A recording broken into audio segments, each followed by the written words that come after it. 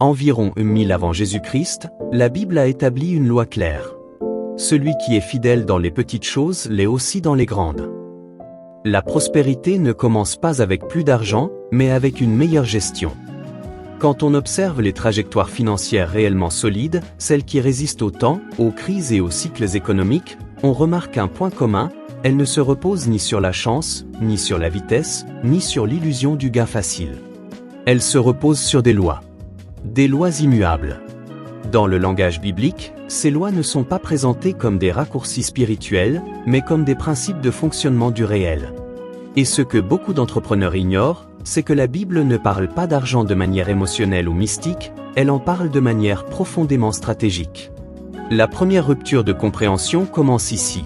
Dans la Bible, la prospérité n'est jamais dissociée de la responsabilité. Celui qui reçoit sans être structuré perdu. Celui qui accumule sans gouvernance détruite. La richesse n'est jamais une finalité, mais un outil confié à un gestionnaire. C'est exactement pour cela que la notion d'intendance revient constamment. Dans le livre des Proverbes, il est écrit que « les projets de l'homme diligent mènent à l'abondance ». Le mot-clé n'est pas abondance, c'est projet. Un projet suppose une vision, une planification, une discipline d'exécution.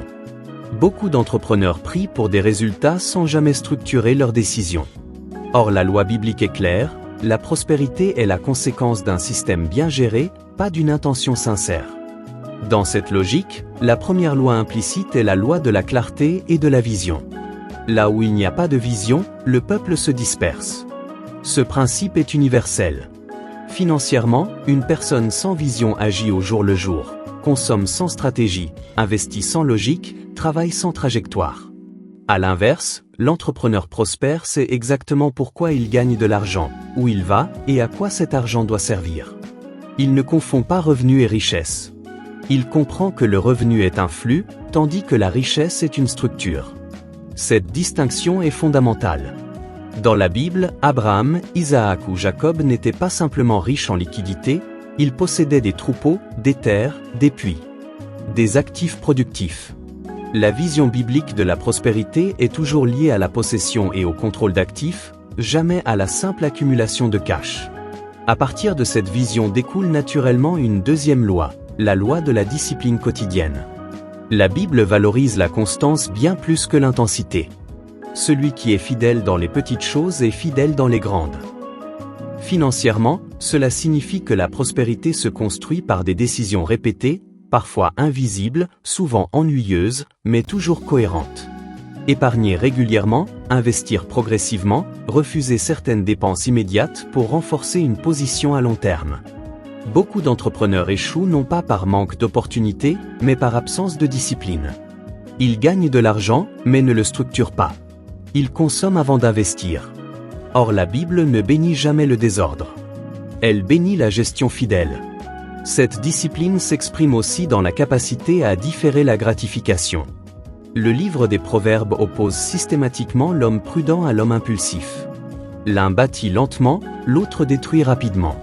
Sur le plan financier, cela se traduit par une capacité à dire non. Non à certaines dépenses, non à certains projets mal alignés, non à des partenariats douteux. La prospérité biblique est sélective. Elle ne cherche pas à tout faire, mais à faire juste. Vient ensuite une loi que beaucoup d'entrepreneurs modernes ont du mal à accepter, la loi de la semence et de la récolte. Elle est souvent mal comprise, car réduite à une vision spirituelle déconnectée de la réalité économique. Pourtant, dans la Bible, cela signifie investir des ressources limitées dans un objectif futur. Temps, argent, compétences, relations. Rien n'est réalisé sans avoir été semé. Et surtout, on récolte selon la nature de ce que l'on a semé. Investir dans sa formation produit des rendements différents d'un investissement spéculatif. Investir dans des actifs productifs produit des revenus récurrents, tandis que consommer produit une satisfaction temporaire. Cette loi est implacable. Les entrepreneurs prospères comprennent très tôt que chaque euro dépensé est une semaine. Soit elle est plantée dans un actif qui produit plus tard, soit elle est consommée et disparaît. La Bible parle de l'homme sage qui fait des réserves pendant l'abondance. Cela ne signifie pas thésauriser sans mais structurer des excédents pour financer la croissance future. Dans un langage moderne, cela s'appelle la majuscule. À ce stade, une quatrième loi apparaît naturellement, la loi de la multiplication par la sagesse. Dans la parabole des talents, ceux qui font fructifier ce qu'ils ont reçu sont récompensés, tandis que celui qui conserve sans faire croître est sanctionné. Le message est clair, l'argent non utilisé intelligemment est un risque, pas une sécurité. La prospérité biblique implique la capacité à faire travailler le capital. Cela suppose une compréhension minimale des mécanismes économiques, des investissements, du rendement et du risque. Beaucoup d'entrepreneurs travaillent dur pour gagner de l'argent, mais n'apprennent jamais à le faire croître. Ils restent prisonniers du revenu actif. La Bible, elle, valorise la multiplication, pas la simple conservation. Cette multiplication n'est jamais anarchique. Elle repose sur la sagesse, qui dans le texte biblique est définie comme la capacité à prendre des décisions alignées avec des principes durables. Cela implique d'éviter les gains rapides sans fondement, les dettes inutiles, les associations mal choisies. Les mauvaises compagnies corrompent les bonnes mœurs. Financièrement, cela signifie que l'environnement influence directement les décisions. Les entrepreneurs prospères sélectionnent leurs partenaires, leurs conseillers et même leurs sources d'information. Ils comprennent que la richesse se construit aussi par l'écosystème. À mesure que le capital croît, une cinquième loi devient incontournable, la loi de la protection. La Bible insiste fortement sur la prudence. L'homme avisé voit le mal et se cache. Dans un cadre financier, cela signifie protéger son patrimoine contre les risques prévisibles. Diversification des actifs, séparation entre finances personnelles et professionnelles, constitution de réserves, anticipation fiscale et juridique. Beaucoup d'entrepreneurs se concentrent uniquement sur la croissance du chiffre d'affaires et négligeant la sécurisation. Où une richesse non protégée est une richesse temporaire. Les familles bibliques prospères pensaient en générations, pas en trimestres. Elles structuraient leurs biens pour qu'ils survivent aux individus. Cette logique de transmission introduit une sixième loi essentielle, la loi de l'héritage et de la continuité. L'homme de bien laisse un héritage aux enfants de ses enfants. Ce verset n'est pas symbolique. Il décrit une vision à long terme de la richesse. La prospérité biblique ne se limite jamais à l'individu. Elle s'inscrit dans une lignée, une durée, une stratégie intergénérationnelle. Les entrepreneurs qui bâtissent des actifs transmissibles, entreprises structurées, biens immobiliers, portefeuilles d'investissement, s'inscrivent naturellement dans cette logique. Ceux qui ne pensent qu'en revenus immédiats restent bloqués dans une course sans fin. Penser héritage oblige à structurer. Cela pousse à documenter, à formaliser, à professionnaliser. Une entreprise dépendante d'une seule personne n'est pas un actif, c'est un emploi déguisé. La Bible valorise la transmission du savoir autant que celle des biens. Anciens, délégués, organisateurs, voilà des principes profondément bibliques et profondément entrepreneuriaux. Enfin, une septième loi traverse l'ensemble de ces principes, la loi de l'alignement moral et de l'intégrité. Contrairement à certaines idées reçues, la Bible ne condamne pas la richesse, mais elle condamne l'enrichissement sans justice. Non pas pour des raisons morales abstraites, mais parce que l'injustice détruit la durabilité. Un système fondé sur la tromperie finit toujours par s'effondrer. La confiance est un actif. La réputation est un capital. Les entrepreneurs prospères à long terme le savent. Ils comprennent que chaque décision financière a un impact sur leur crédibilité, leur réseau et leur capacité future à créer de la valeur. L'intégrité, dans ce cadre, n'est pas une posture morale, c'est une stratégie. Elle réduit les frictions, attire les opportunités de qualité, sécurise les partenariats. Dans la Bible, la bénédiction est souvent liée à l'obéissance aux principes, pas à des circonstances favorables. Traduction moderne. Ceux qui respectent les règles fondamentales de création de valeur, de gestion saine et de responsabilité récoltent des résultats plus stables. Progressivement, on comprend que ces lois ne sont ni mystiques ni archaïques. Elles caractérisent un modèle cohérent de création de richesses durables. Vision claire, discipline quotidienne, investissement structuré, multiplication intelligente, protection du capital, continuité intergénérationnelle et intégrité stratégique. Rien de spectaculaire. Rien de rapide. Mais tout est solide.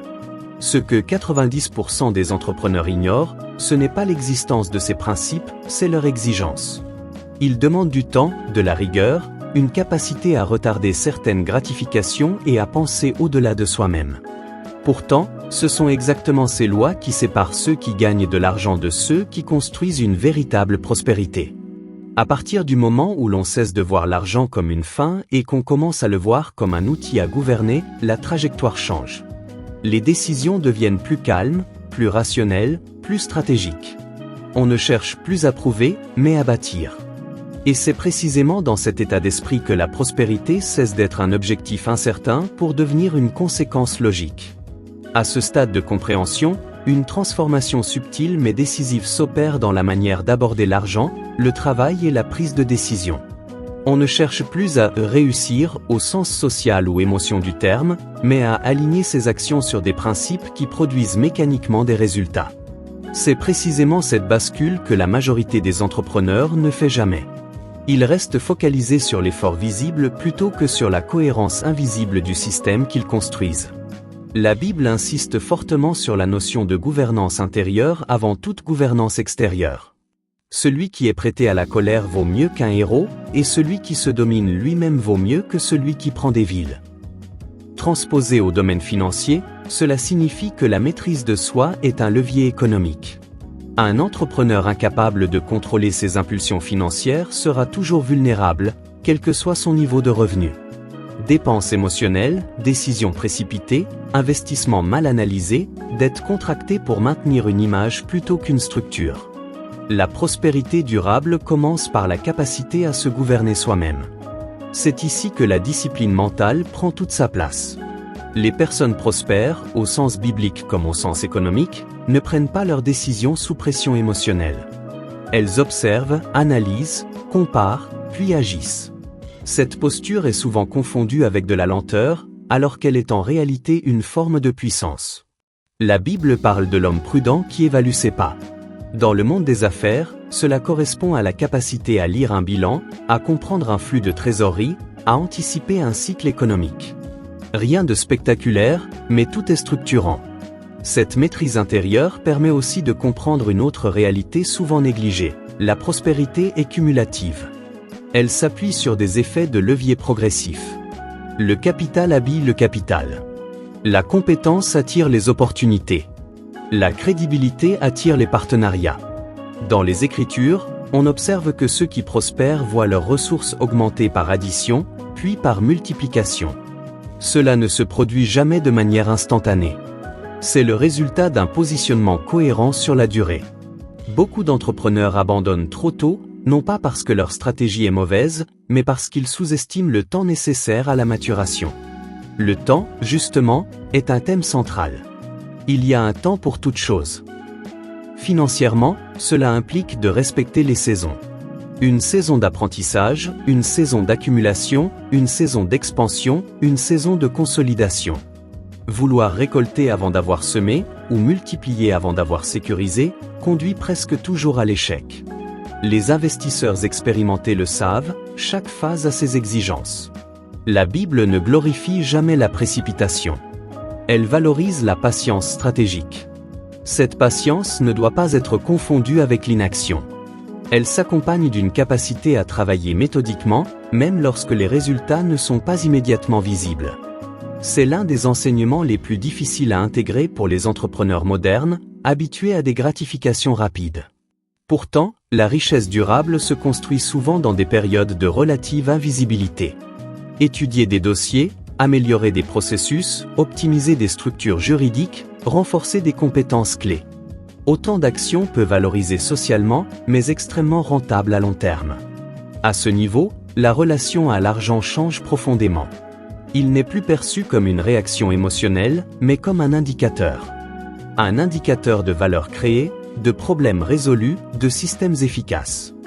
Dans la Bible, la prospérité accompagne presque toujours une utilité réelle. Joseph ne devient pas puissant par hasard, mais parce qu'il apporte une solution structurelle à une crise majeure. La richesse suit la valeur, elle ne la précède pas. Les entrepreneurs prospères comprennent que leur priorité n'est pas de gagner de l'argent, mais de construire quelque chose qui mérite d'en générer. Cela conduit naturellement à une autre dimension souvent ignorée, la capacité à renoncer. La Bible montre à plusieurs reprises des figures qui renoncent à des gains immédiats pour préserver une trajectoire plus large. Renoncer à un contrat mal aligné, à un partenaire peu fiable, à une opportunité séduisante mais risquée. Ce type de décision exige une vision claire et une confiance dans le processus. Financièrement, ces renoncements sont souvent ceux qui protègent le capital et la réputation.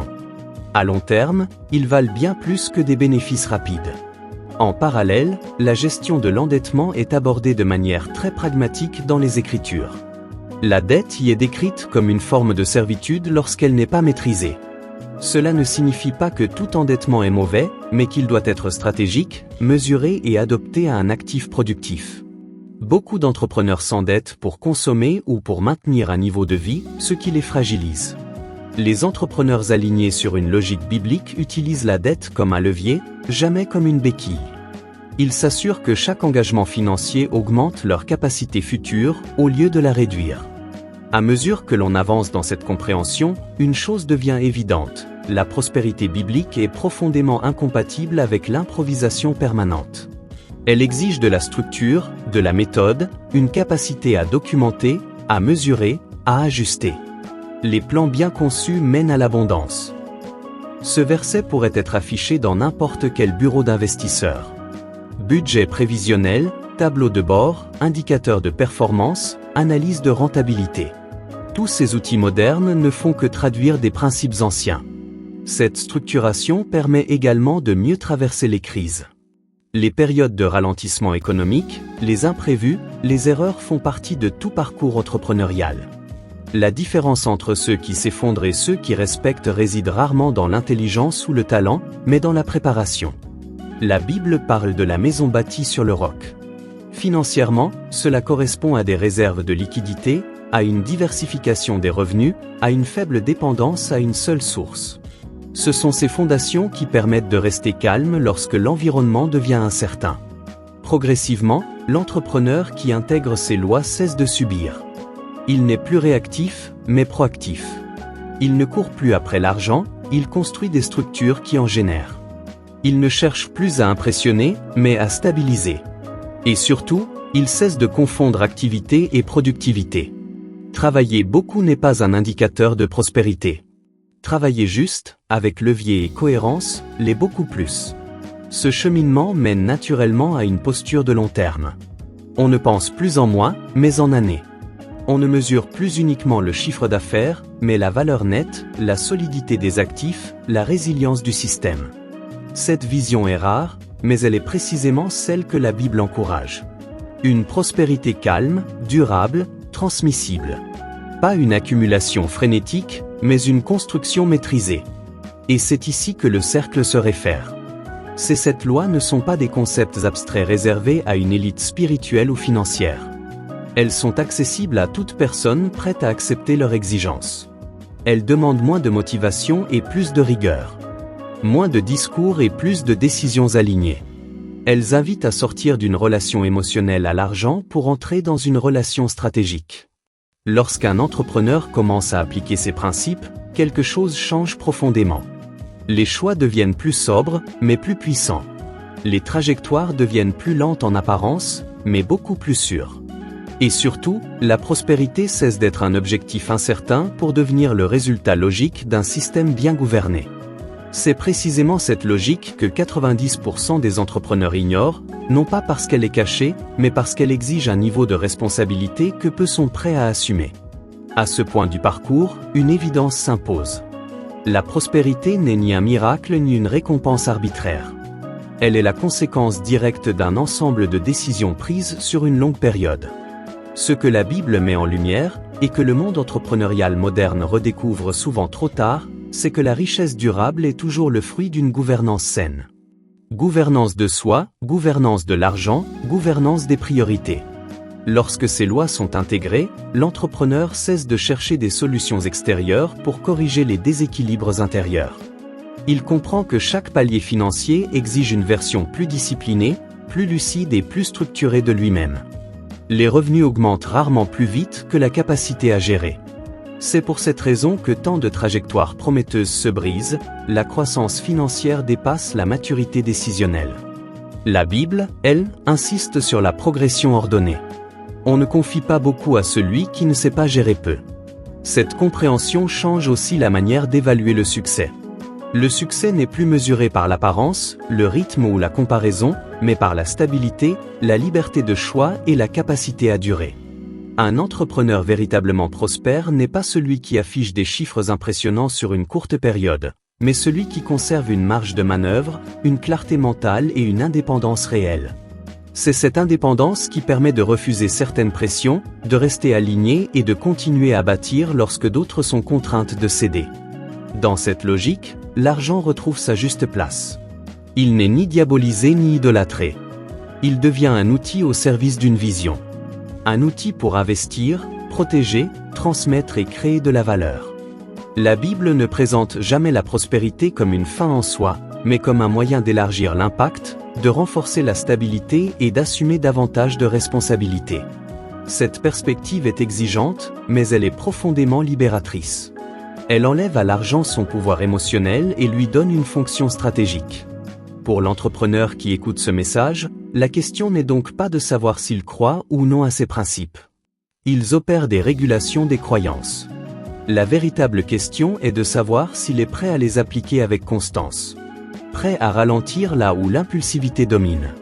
Prêt à structurer là où l'improvisation rassure. Prêt à penser long terme dans un environnement obsédé par l'immédiateté. C'est précisément à ce niveau que se fait la différence entre ceux qui consomment des contenus et ceux qui transforment réellement leur trajectoire. Comprendre ces lois est une première étape. Les intégrer dans ses décisions quotidiennes en est une autre. Et les incarner sur plusieurs années est ce qui produit une véritable indépendance financière. Si cette vision résonne, alors la suite logique est simple. Commencez par observer ses propres décisions financières avec lucidité, identifiant ce qui relève de la consommation et ce qui relève de la construction. Mettre en place des systèmes, même simples, mais cohérents. Réfléchir en termes d'actifs, de protection, de transmission. Et surtout, accepter que la prospérité durable ne se cherche pas, elle se construit. Si tu veux aller plus loin dans cette logique de création de richesses structurées, de discipline financière et de vision à long terme, alors prends une décision concrète maintenant. Abonnez-vous à la chaîne Mindset du Cash. Chaque contenu est conçu pour t'aider à penser comme un bâtisseur, à décider comme un gestionnaire et à agir comme un investisseur. Activez les notifications pour ne pas manquer les prochaines analyses et partagez cette vidéo avec quelqu'un qui cherche à sortir d'une relation confuse à l'argent pour entrer dans une trajectoire maîtrisée. La prospérité n'est pas une promesse. C'est une responsabilité. À partir du moment où tu l'acceptes, tout change.